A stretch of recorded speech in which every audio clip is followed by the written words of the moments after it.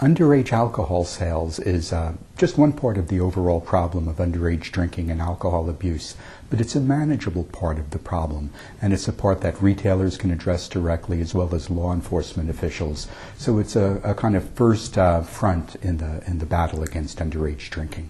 Responsible retailing at one time we thought was just sort of the mantra, don't sell to young people.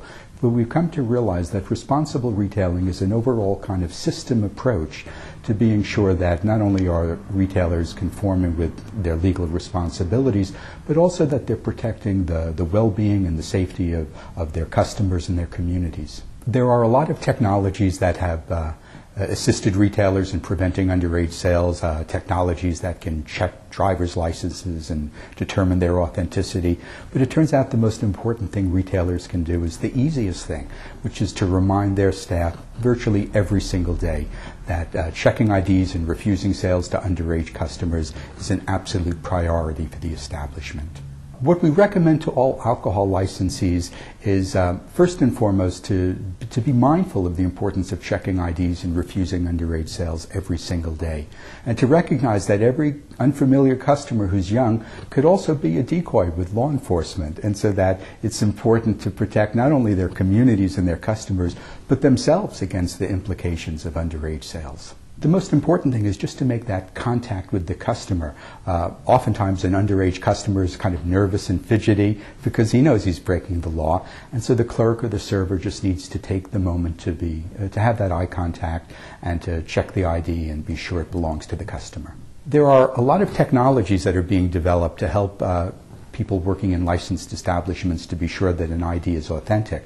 They're useful and they should be used, but it really turns out that the low-tech approach of being sure that the ID is not tampered with, that it belongs to the person who's extending it, is the most important thing that retailers can do.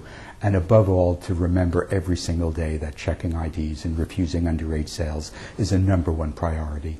We find that retailers who consistently refuse underage sales and are never caught in law enforcement stings are the licensees who remind their clerks and servers virtually every single shift to remember that we're going to check IDs, we're not going to sell to anyone who's underage. One of the ironies about responsible retailing is that punishment is not so effective a tool as one might think.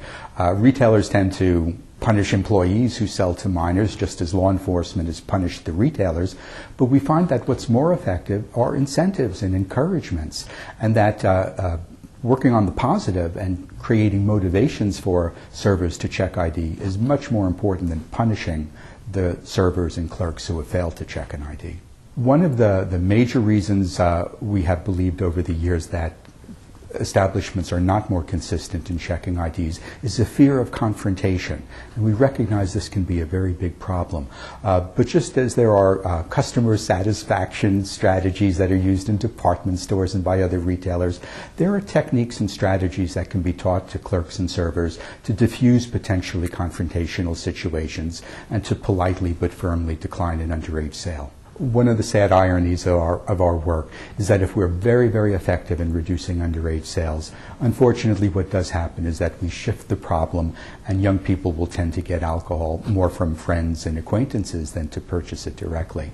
Although there's a tendency to shift the problem to what we call social sources, the retail environment is still an important way to communicate with parents and other customers about the importance of refusing access of alcohol to young people. We can reduce underage sales. Can we eliminate it completely? No. But we can be effective enough that young people have every reason to believe they will be refused underage sales, and that's a goal we should be shooting for.